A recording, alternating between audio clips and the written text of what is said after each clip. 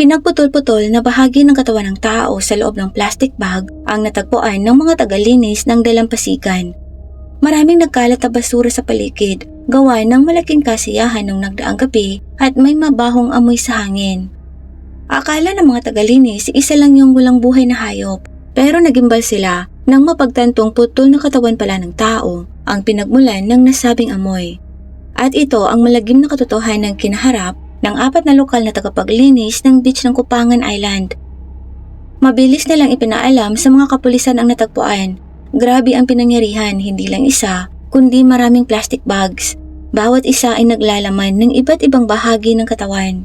Pero ang nakakatakot ay ang makita ang ulo. Nakagyat na nagtaas ng katanungan kung sino kaya ang nasabing tao at ano ang posibleng nagtulak sa kung sino man para gawin ang gayong kabrutal na aksyon. Ito ang naging simula ng investigasyon sa kaso ni Daniel Sancho, isang kamakailan at nakakagulat na insidenteng nangyari sa Thailand.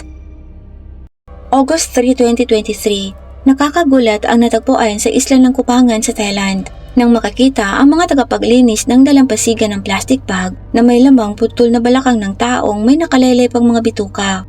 Nakita nila to bandang 12:30 ng tanghali. Iniulat din kaagad sa Bangkok Post ang insidente sa parihong araw na nagbigay naman ng mahalagang detalye mula sa forensics examiners ng kapulisan.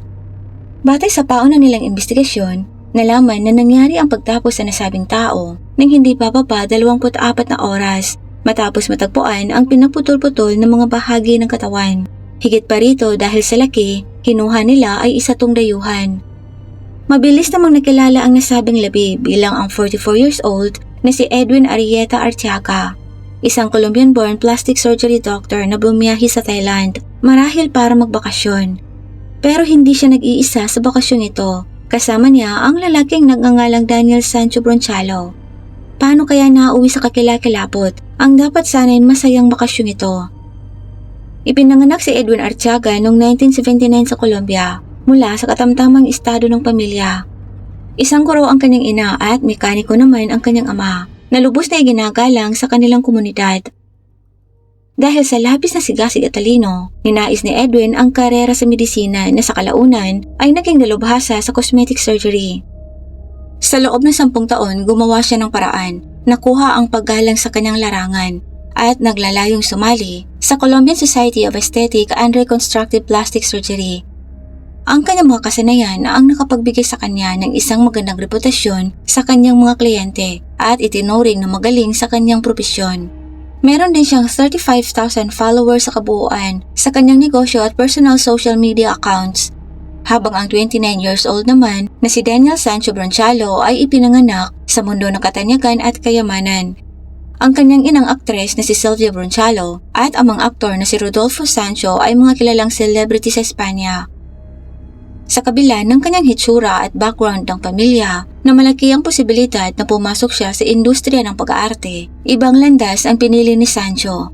Mas pinili niyang pasukin ang culinary arts na suportado naman ng kanyang pamilya at naabot niya ang kapansin-pansing tagumpay bilang executive chef sa La Boheme, isa sa mga nangungunang negosyo sa catering. Hindi naman tumigil doon ang kanyang ambisyon. Nilalayo niya rin talagang makilala sa mundo ng culinary sa pamamagitan ng pagbubukas ng restaurant sa Madrid. Dalubhasa sa burgers, gumawa rin si Sancho ng YouTube channel para ibahagi ang kanyang pamamaraan sa pagluluto. Bagaman ayon sa maraming mapagkukunan na unang iminungkahing magkasintahan ang dalawa, kalaunay na bago naman ang salaysay na to na nagpakita ng ibang bersyon. Nagkakilala sina Edwin at Sancho sa Instagram.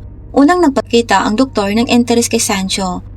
Ang pagiging magkaibigan ng dalawa online ay nauwi sa pagiging seryoso. Labis na namuhunan ang doktor sa relasyong ito. Naiulat kalaunan na nagpadala siya ng malaking pera kay Sancho at nagbigay pa dito ng credit card na naglalaman ng $10,000 o mahigit 500,000 pesos para suportahan ang papasukin nitong negosyo. Pinangarap din ni Edwin na makapagpatayo ng cosmetic clinic sa Barcelona at Madrid. Umaasang mamuhay ng mas malapit kay Sancho para mas mapagtuunan ng oras ang kanilang relasyon. Pero iba ang pananaw ni Sancho sa relasyon nila ni Edwin. Para sa kanya, purong profesional ang koneksyon nilang dalawa. Naniniwala siya nga ang suportang pinansyal sa kanya ng doktor ay para tulungan siya makapagsimula ng negosyo. nanindigan ni si Sancho na isa siyang heterosexual sa kanyang nobyang nagngangalang Laura at na wala siyang nakikitang magsasama sila ni Edwin bilang magkasintahan sa hinaharap. Pero nalaman din na nagpapalitan silang dalawa ng doktor ng mga hubad nilang mga larawan. Ang hindi pagkakatugmang ito, mga inaasahan at pagkakaunawaan na na-highlight pa ng pagpapalitan ng hubad ng mga larawan ang lalong nakadagdag sa pagiging komplikado sa relasyon ng dalawa. Nagbago ang kwento sa desisyon nilang magkita ng personal sa unang pagkakataon sa Thailand sa magandang isla ng Kupangan, isang napakagandang isla para sa masayang bakasyon na sa kasamang palad ang siya ring magiging lugar para sa karumaldumal na pagtapos ng tao. Nag-book ang doktor sa isang hotel sa isla mula July 31 hanggang August 3. Pero mas naunang dumating sa kanya si Sancho, bagaman hindi nabunyag kung kailan siya eksaktong dumating ng isla. Sinundo ni Sancho si Edwin sa paliparan, sakay ng kanyang motorsiklo. Kung titingnan, mukhang masaya naman ang dalawang magkasama. Pero ang normal na eksenang ito pala ay may bahid ng nakakatakot na mangyayari kalaunan. Bagaman sa kwartong na-book ng doktor tumutuloy si Sancho, meron naman siyang sariling hotel reservation para sa August 1 at August 2 malapit sa Salat Beach na nakumpirma ng mga pulis. August 1, naghapunan ang dalawa malapit sa pangalawang hotel na to. Noong gabi ng parehong araw, nakuna ng CCTV camera si Sancho na bumibili ng mga kutsilyo, rubber gloves, garbage bags at mga kagamitan sa paglilinis sa isang tindahan ayon sa parehong mapagkukunan. Sa bahay naman nila, nababahala na ang pamilya ni Edwin dahil wala silang natanggap na anumang tawag ni mensahe galing sa doktor mula nang dumating to ng Thailand. Marahil dahil sa instinct o labis na pagkabahala, naghinala na ang pamilya ng doktor na parang may mali.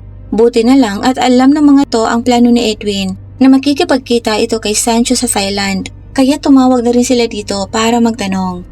Pero sinabi sa kanila ni Sancho na wala siyang alam na anumang problema. August 3 ang araw na natapos na ang reservasyon nila sa hotel at umalis na rin si Sancho. Saka iniulat na rin nito sa mga pulis ang pagkawala ni Edwin. Ang hakbang na to ay maaaring isang tugon sa pagkakatuklas ng katawan at posibleng isang pagtatangka para maiwasang mapaghinalaan. Pero naghinala pa rin sa kanya ang mga pulis, lalo na nang mapansing may mga sugat at gasgas siya sa kanyang katawan.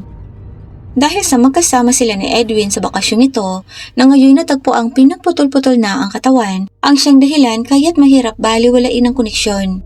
Agad na nagpasya ang mga pulis na ikulong si Sancho dahil na rin sa mga circumstantial evidence laban sa kanya at ang kanilang mga hinala. Agad nilang sinimulan ang investigasyon simula sa hotel na tinuluyan ng dalawa. Nakapagtatakang sa unang inspeksyon napakalinis nito mula sala, kusina at kwarto. Pero may nakita sila sa banyo na nakadagdag lang sa misteryo ng sitwasyon. Dahil sa walang anumang maling nakita sa loob, nang nerentahan ni na Sancho kaya't unang iminungkahing walang anumang away ang nangyari sa loob. Pero nagbago to nang pumasok ang mga pulis sa loob ng banyo. Dito nakakita sila ng mga buhok at laman na parang sa tao. Napakahalaga ng ebidensyang ito sa desisyon na arestuhin si Sancho sa hinalang pagtapos kay Edwin. Sa panahon ng pagtatanong, iba-iba ang naging salaysay ni Sancho. Nung una, itinanggi niya ang anumang pagkakasangkot sa insidente. Pero noong August 5, umamin siya sa pagtapos kay Edwin. Sinabi niyang ang selos at takot na maloko ang kanyang naging motibo. Nang sumunod na araw, bahagya niyang binago ang kanyang kwento. Sinabi niyang para siyang isang bihag at hindi niya talaga gustong tapusin si Edwin. Ang pag-amin ni Sancho at mga salaysay nito ang nagbenta ng komplikadong larawan sa kaso. Sinabi ni Sancho na totoong nagkasala siya, pero siya talaga ang bihag ni Edwin. Binihag umano siya nito sa loob nang hindi nakikitang kulungan pero kulungan pa rin. Sinabi ni Sancho na pinilit siya ng doktor na hiwalayan ng kanyang nobya. Pinilit din siya nitong gawin ang mga bagay na hindi niya kayang gawin. Halatang may problema sa relasyon ng dalawa. Habang pakiramdam ni Edwin na romantic ang relasyon nila ni Sancho, purong negosyo naman ang turing nito ng huli. Sinabi ni Sancho na gusto na niyang kumalas kay Edwin, pero marahas ang naging tugon dito ng doktor. Pinagbantaan siya ni Edwin, ilalabas umano ang kanyang mga hubad na larawan at sisirain siya nito. Nahumantong naman kay Sanchong paniwalaan na ang tapusin lang si Edwin ang tanging paraan para makalabas siya sa sitwasyon.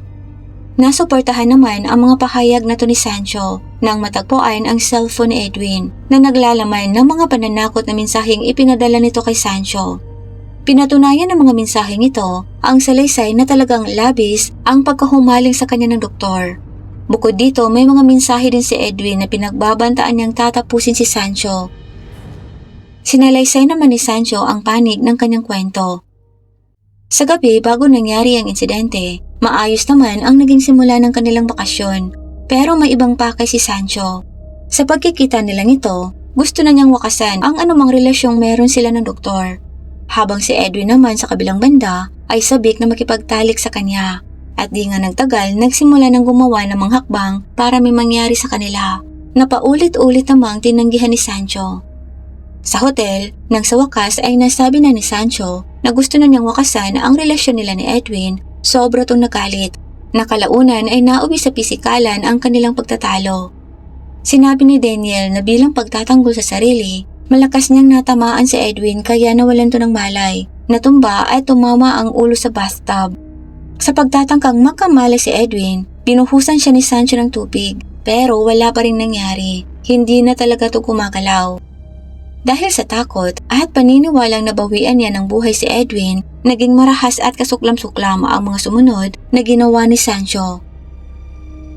Bumili siya ng mga panlinis, kutsilyo at guwantes. Pagkatapos, hiniwa ang katawan ni Edwin sa 14 na piraso. Inilagay niya ang mga bahagi sa loob ng mga plastic bags, saka itinapon sa dagat. Nagrenta pa siya ng kayak para gawin to. Nang sumunod na araw, ipinagpatuloy niya ang pagtatapon ng mga bahagi ng katawan sa iba't ibang lugar sa dalampasigan. Pagkatapos ay dumalo sa full moon party kasama ang 2 babae. Saka ay nagtungo sa istasyon ng pulisya para iulat ang pagkawala ng kanyang kaibigan. Dahil na rin sa patuloy na mga tawag sa kanya ng kapatid at kaibigan na Edwin. Ang pag-amin ni Sancho at mga kuha sa CCTV ang nagbigay ng matibay na ebidensya sa pulisya para sampahan siya ng sinasadyang pagtapos ng tao, pagsira ng mga dokumento ng pagkakakilanlan at pagtatago ng katawan. Mabilis ring naitakda ang paglilitis para sa huling bahagi ng taong yon.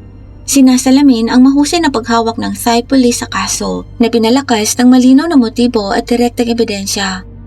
Gayunpaman, ipinagliban ng paglilitis mula sa orihinal nitong petsa na November 13, 2023 dahil sa kakulangan ng Spanish interpreter gaya ng hiniling ng depensa, na humantong sa pampublikong haka-haka na estratehikong inantala ng depensa ang paglilitis para magkaroon pa ng mas maraming oras ng paghahanda. Kinuha ng pamilya ni Sancho ang kilalang abogadong si Marcos Garcia Montes na nagbigay din sa pahayag na iniipit ng doktor si Sancho ay nangangailangan pa ng karagdagang pagsisiyasat. At dahil dito, na-reschedule ang paglilitis sa December 12, 2023. Pero pagkatapos, mas naging komplikado pa ang kaso na may kamakailang mga pahayag mula sa legal na kupunan at pamilya ni Sancho. Iginiit nilang hindi sinasadya ni Sancho ang pag-amin sa pagtapos kay Edwin, taliwas sa ginawang pahayag ng mga pulis. Naglabas ng seryosong alalahanin ang legal na kupunan ni Sancho sa Spain na pinamumunuan ng abogadong si Marcos tungkol sa ginawang pagsisiyasat ng mga pulis sa isla. Pinaparatangang maraming irregularidad. Sinabi nilang hindi sadya ang pag-amin ni Sancho sa pagtapos sa doktor na na-mistranslate ng mga pulis ang pahayag na to. Partikular na sa sinabi nilang nilinlang ng mga pulis si Sancho gamit ang isang maling utos ng deportasyon at na-mistranslate ang sinabi ni Sanchong pag-aaway nila ni Edwin, pati na rin ang tangka nitong paghalik sa kanya bilang pag-amin umano sa sinasadyang pagtapos ng tao. Bukod pa rito, iginiit ng nasabing abogado na pinagtanggol lang ni Sancho ang sarili sa panahon ng pag-aaway nila ni Edwin na lumala dahil sa pagtatangka nitong paghahalay sa kanya. Naniniwala ang depensa na ang konteksto nito ay talagang babago sa kalikasan ng insidente at posibleng mabawasan ang kalubhaan ng anumang sentensya. Nahaharap si Sancho sa mga isinampalaban sa kanya kabilang na ang sinadyang pagtapos ng tao, pagtatago ng katawan at pagsira ng dokumento, partikular na ang pasaporte ng doktor. Bagamat inamin niyang itinago niya nga ang katawan, itinatanggi niya ang mga akusasyon ng sinasadyang pagtapos ng tao at pagsira ng dokumento. Kapag napatunayan naman siyang nagkasala sa pagtapos ng tao, maaari siyang masintensyahan ng parusang bitay sa paglilitis na magaganap sa April 9, 2024. Sinabi ng abogado ni Marcos na kung hahatulan ng patas ang kaso at isasaalang-alang ang pagtatanggol sa sarili, maaaring maharap si Sancho ng pinakamataas na sentensyang 8 taon hanggang 10 taong pagkakakulong at maaaring makabalik sa Espanya sa loob ng 3 hanggang 4 na taon. Binibigyang diin ng legal na kupunan ni Sancho ang issue ng language barriers at sinabi pa na ang pinirmahan ni Sancho ay mga dokumentong nakasay, wikang hindi naman niya naiintindihan. Naglabas naman ng puntong ito ng mga alalahanin tungkol sa bisa at kalinawan ng legal na prosesong pinagdaanan ni Sancho. Sa ngayon, nakakulong pa rin si Sancho sa piitan ng Thailand mula noong August 7, 2023 habang hinihintay ang paglilitis. Ang mga pahayag ng kanyang legal na kupunan at ang paparating na paglilitis ay nagpapakita ng pagiging komplikado ng mga legal na kaso sa cross borders, lalo na kung kinasasangkutan ng mga seryosong kaso gaya ng pagtapos ng tao. Ang kalalabasan ng kaso ay depende sa kung paano tutugunan ang paratang na to ng mga irregularidad at pagtatanggol sa sarili sa korte ng Thailand, at inaabangan ng marami ang paglilitis na nakatakda ngayong April 9. Halos tahimik naman ang pamilya ni Sancho, nakikiramay lang sa pamilya ng doktor. Samantala, nakatuon lang din ang pamilya ni Edwin sa kanilang pagdadalamhati at pinahintulutan na ang mga pulis ng Thailand na magsagawa ng kanilang investigasyon. Nahati din ang opinyon ng publiko. Itinuturing ng ilan si Sancho bilang isang biktimang nakakulong sa isang nakakalasong relasyon, habang ang iba ay nakikita siya bilang isang tumatapos ng tao, anuman ang kanyang naging sitwasyon. Habang hinihintay ang resulta ng paglilitis, patuloy na mag-iiba ang mga opinyon. Maaari talagang maging masalimuot ang katotohanan, lalo na kung isang bahagi lang ng kwento ang maririnig.